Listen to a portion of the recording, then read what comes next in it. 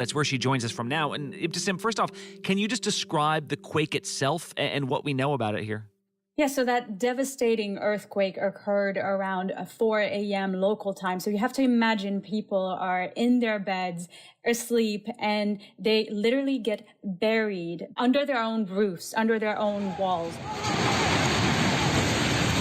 We have seen video throughout the day coming out of entire building just crumbling to the ground, and also drone video showing entire neighborhoods completely destroyed. One thing that stuck with me particularly is seeing a lot of shocking video emerging throughout the day, shot mostly by rescue workers, excavating little kids completely covered in dust from under the ashes of their own bedrooms and still in their pajamas. These videos, you can tell, are going to be deeply traumatizing for everyone who is going through it or even just watching it. This is going to be something that is going to stay in Turkish history. President Erdogan mentioned how this event is one of the biggest catastrophes that they've seen in the last century. Dün 85 milyon tek yürek. This region is located on what they call experts call East Anatolian Fault in eastern Turkey, where two tectonic plates meet, and so it is not rare that some small earthquakes can happen, or at least some geological phenomenon like this happen. However, what has surprised experts is the intensity of that quake, and the fact that it was also followed by another earthquake later that day that was almost of similar intensity, over 7.5 magnitude, which is a very rare fact, experts tell us. So this is a major earthquake for the region, but also the conditions in which it's happening, followed by another quake, followed by other aftershocks in the dead of winter, in the middle of the night. It's truly a catastrophic event that is happening on a biblical scale. Yeah, and Ibtisam, how high could this death toll go at this point? I mean, are there estimates? Because the numbers have just skyrocketed in the last 24 hours. It's hard to tell, but it's true that people are expecting, and leaders have been kind of warning that these numbers might even double in the coming days, because this is going to be a really long effort. Right now, there's still this hope that you might find survivors under the rubble, but after a while, it will only be the search for the dead. And at this stage, it's really hard to tell, but you have to imagine entire neighborhoods completely wiped out. So hundreds of thousands of people were living in those residential buildings. Most of the video that we're actually seeing high rises. So this is dozens of families that were living there, were sleeping there when this happened. So for sure, the number of casualties is going to be incredibly high and is going to be continuing to rise sharply. We're getting ready to make our way to the earthquake zone, and over there it is snowing. When it's raining, it's that type of rain that really chills the bone, and you have to imagine that rescuers are finding it really difficult not only to work in these conditions, but to keep hope alive that you might find survivors that not only manage to escape, the crushing weight of these concrete walls, but also managing to make it through the rough hours in the cold, in the rain. So this, of course, is making their work much harder. Oh, I see. Like, even if you manage to survive and you're trapped in a building, it's a lot easier to survive those next couple days if the weather's warm. Like, there might be a limited amount of time for rescuers here. That's right. Some of the cities have been touched, and that's why we're seeing videos. The most shocking video is of high rises, but some of the villages have also been affected. And that means that hundreds have been rendered homeless in the dead of winter. The president authorized an immediate U.S. response in addition to the U.S. personnel currently on the ground. We are in the process of deploying additional teams to support Turkish search and rescue efforts. This is also becoming increasingly a huge humanitarian crisis because we are going to have to find a way to shelter these people. And just to give you an idea of the need here, this NGO called the Red Crescent, it's kind of the equivalent of the Red Cross here, is asking for 10,000 units of blood donations. So this is how dire the situation here is. Just devastating and shocking, frankly, to see these death toll numbers go up and up and up. And let's not forget, not just Turkey here. You've also got thousands dead in Syria, and we're talking about some of the areas that have been affected so much during its civil war. You've got areas that we're trying to rebuild for years in the middle of all this. And those structures, you got to think, we're probably not up to the task of dealing with a nearly 8.0 earthquake. All right, Ibtising Gunfood, they're in Istanbul on her way to the site right now. Thanks so much. Thank you, Brad. Next up on Start Here, if jobs numbers haven't made a dent in his disapproval ratings, what's a speech gonna do? The state of President Biden after the break. You never know what you're gonna get on this show. That's all I'm gonna tell you. Yes, Whoopi! This mic on? Can you hear me out there? Behind the scenes is always a better show. Absolutely, absolutely. That's what people don't see during the commercial break. Right, they don't. What happened? I had no idea really what I was getting myself into. That day that we walked out, I treasure that day. I couldn't sit there. You're doing good, Joy. You're doing good. Oh, yeah, baby. It was crazy. Behind the Table. Listen wherever you get your podcasts. With so much at stake, so much on the line, more Americans turn here than any other newscast. ABC News World News Tonight with David Muir, America's #1 most watched newscast across all of television.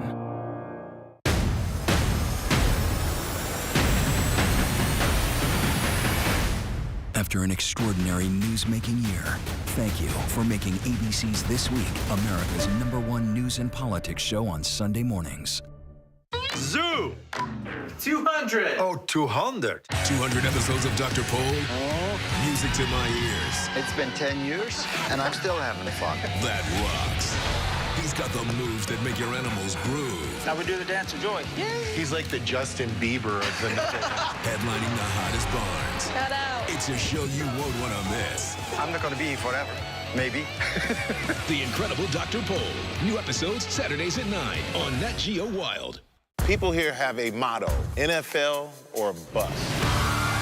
From just a handful of high schools here have come nearly 24 NFL players. We got the greatest hits in NFL history. We got 45 caliber showcases here at the scene. Mr. Adams' CTE pathology was different. It was unusually severe. The entertainment has to stop. We got to put the person first. There's a lot of pressure on kids to play in NFL here in this town. This is Impact by Nightline, now streaming on Hulu. I love the true crime community because I can make a difference. Police found a skull in a bucket of cement. We're at a dead end. So law enforcement turned to the public. I was obsessed. This was one that I had to solve. I got a phone call about you sitting down. This is why I take blood pressure medicine.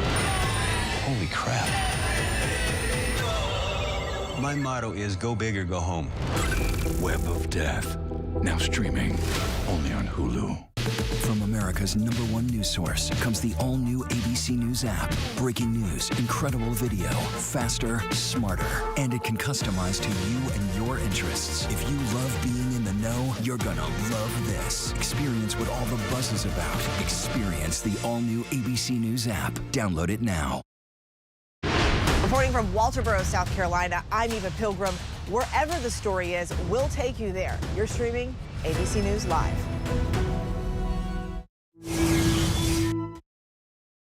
Tonight is the State of the Union address, Joe Biden's third time addressing a joint session of Congress as president.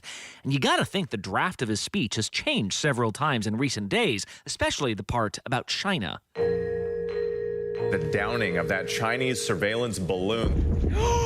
They just shot shot it down. They just shot it. Did you hear that? Just shot it, dude. They just shot the balloon down. Right. China's Ministry of Foreign Affairs protesting the U.S. response and warning it reserves the right to take action. Yesterday, vessels from the U.S. Navy were patrolling a miles-wide debris field off the North Carolina coastline where a huge Chinese surveillance balloon was shot down. And what they found so far is interesting. For one, we wondered how much steering control a balloon like this could actually have. Well, Admiral John Kirby said this one had a propeller and a rudder, meaning it could more easily hover in certain areas. This balloon had the ability to maneuver itself, to speed up, to slow down. We talked about how other balloons have apparently passed over the U.S. in recent years, including during the Trump administration, but Pentagon officials now admit they only learned about those after Trump left office. At least on 3 occasions, surveillance balloons by the PRC transited U.S. airspace. Like at the time, we had no idea balloons were here that could have been spying on us.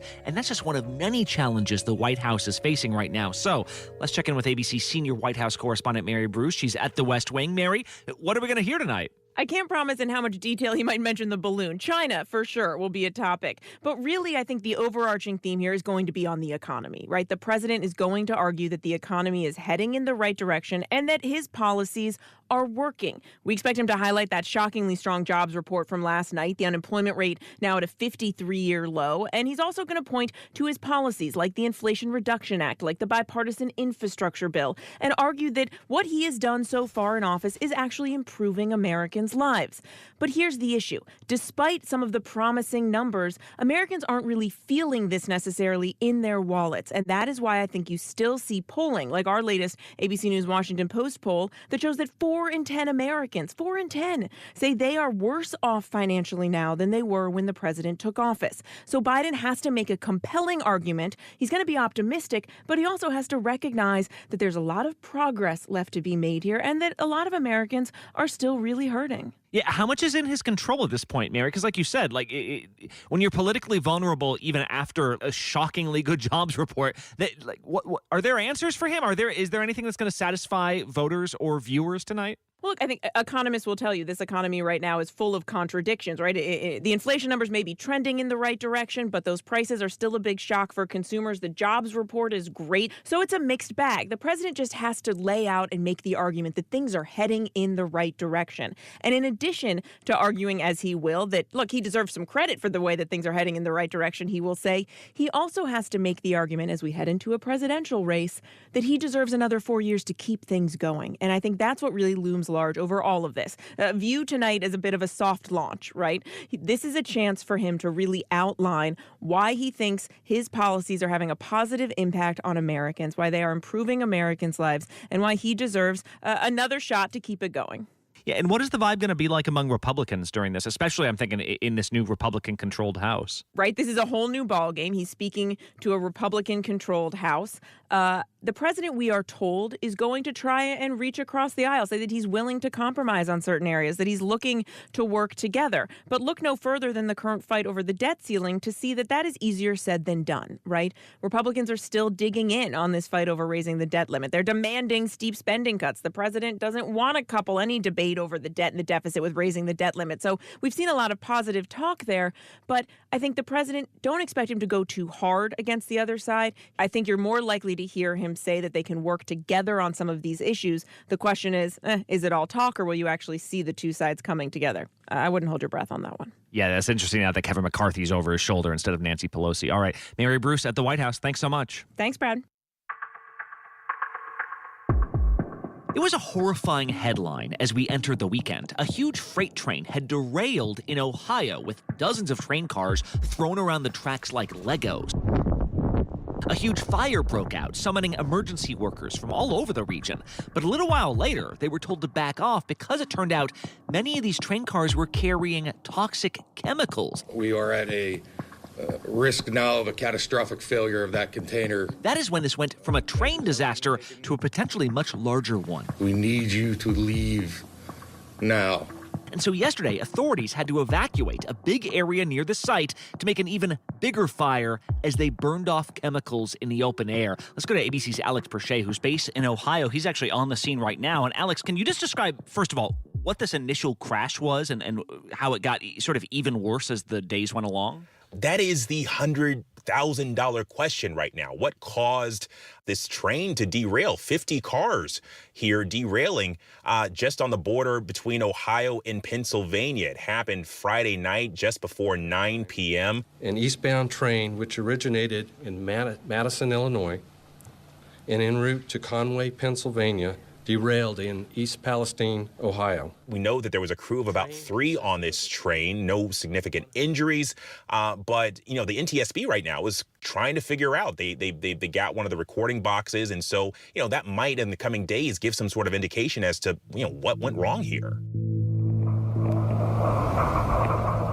When this first happened Friday night, I mean, it was a big explosion. We talked to folks that said that they heard the pop, pop, pop, and this huge plume. And certainly we've seen some social video on Twitter just showing the scope of this fire billowing into the night sky. That whole entire night, I don't think I went to sleep until 5 o'clock because I was afraid, this big explosion or something would, take our windows out. Initially, they asked people to evacuate. Officials say at least 1,500 residents are being urged to leave as crews work to get the massive blaze under control. This fire died down, and then what people tell us is that going into Saturday, it picked back up. The creek by my house had a very, very strong chemical smell to it.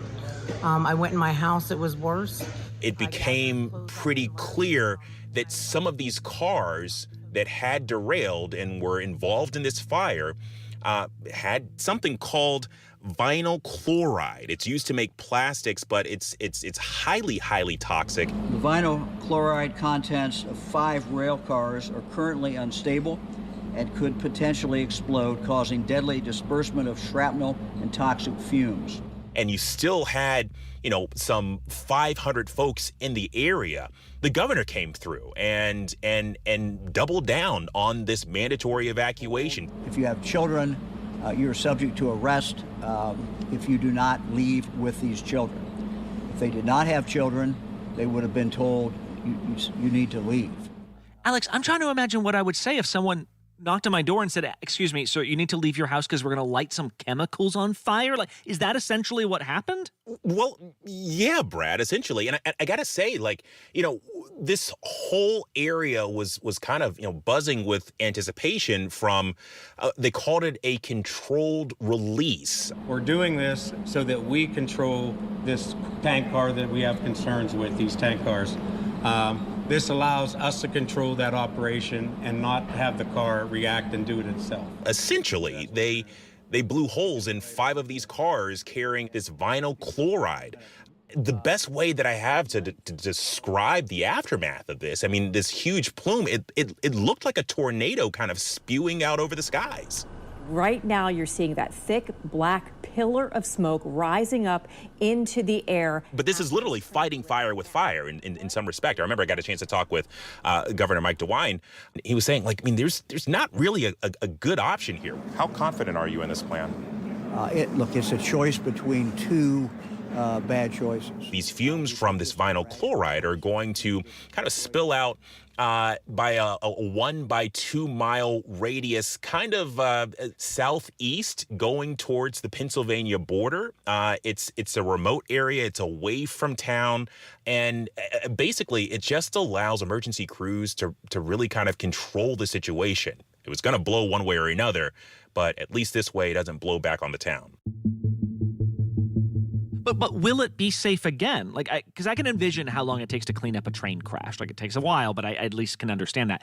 How long does it take for people to move back in after something like this? Brad, the fact of the matter is there's not really a good answer for that. Yes, the state is confident in their plan of attack here, but the fact of the matter is it's going to be a wait and see game. I was speaking with the Emergency Management Agency earlier, and the spokesperson was pretty matter of fact saying that they're going to have to continue air and water testing. And yes, they've told residents that there are no concerns. There's no reason to think that there's anything wrong with the air or the water. But this is something that they can't just rule out these risks overnight. I mean, it's going to take days of testing to really kind of see that they're through this. And just a huge perimeter around there at this point. All right, Alex Perche in Ohio. Thank you so much. Thank you, Brad. Okay, one more quick break. When we come back, they got you to pay $5 for a soda. You thought that prime seat location wasn't going to cost extra? One Last Thing is next. America's #1 news, ABC News. Most watched, most trusted, and streaming live to you anytime, anywhere, and free. This is ABC News Live, America's #1 streaming news, free to you 24/7. Watch America's #1 news whenever you want it, wherever you are, anytime. ABC News Live, streaming live and free on all platforms. Bring them on. If only there was a place in the morning to start my day. With a smile, somewhere to help me get in the know. A place as spectacular as, well, me. I think we might know a place, right, guys? Bring your friends. Oh, wait, there is. Good morning, America. GMA, 7A, every day. Boom, boom, boom. Good morning, Michael. Good morning, Robin. Good morning, America. How are you? Boom. Now that's how you start your day, people. All right, here we go. You ready? Let's do it. Yes, it's the show America wants and America needs right now. This is What Would You Do? Let's go. How are you? How cute. Yes. So what will you be watching Saturdays on ABC News Live? What would you do? Hey, I guess I just found out. The What Would You Do Marathon, 12 to 6 Eastern, every Saturday on ABC News Live. My favorite show.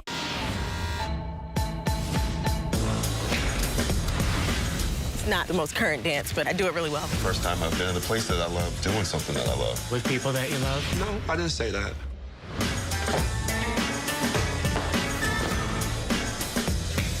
Come on, y'all, make some noise. I'm Janine. Janine. Gregory? Ava? Ava's here. Sorry, I don't speak line.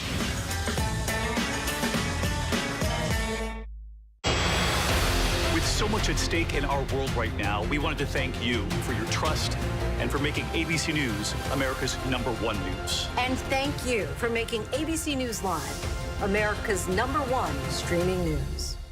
This is one of the most powerful projects I've ever been involved with.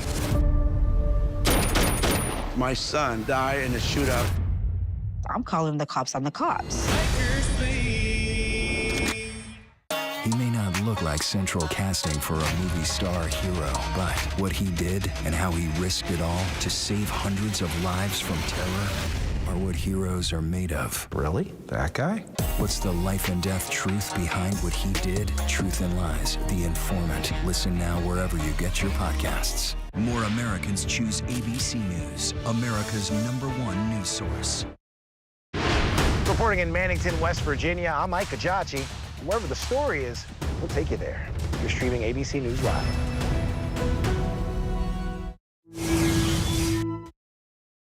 And one last thing. If you've been to a movie at an AMC theater in the last year, you've probably seen Nicole Kidman and their little in-house commercial hopping from seat to seat in various auditoriums. Somehow, heartbreak feels good in a place like this. Well, in a new plan unveiled yesterday, some of those seats could now cost different prices.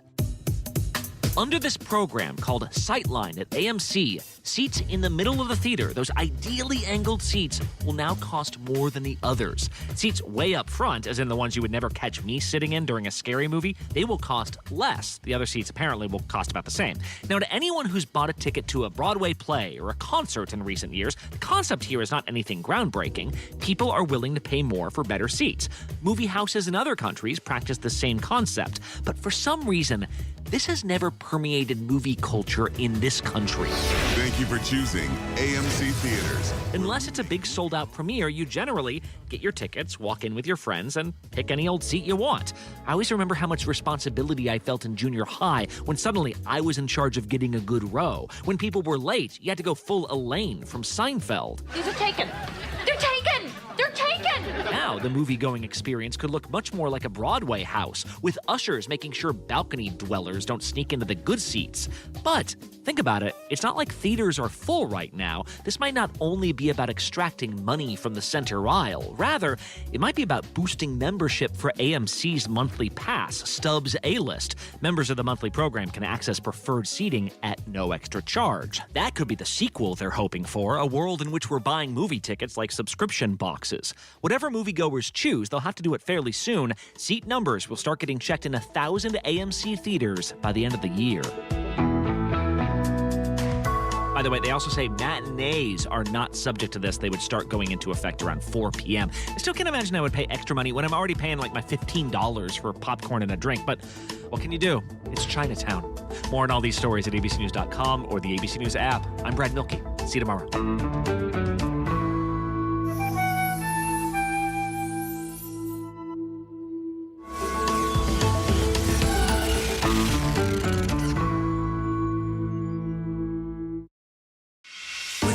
At stake, so much on the line, more Americans turn here than any other newscast. ABC News World News Tonight with David Muir, America's #1 most watched newscast across all of television. This is where I belong. This is home. Real dirt in the sunlight.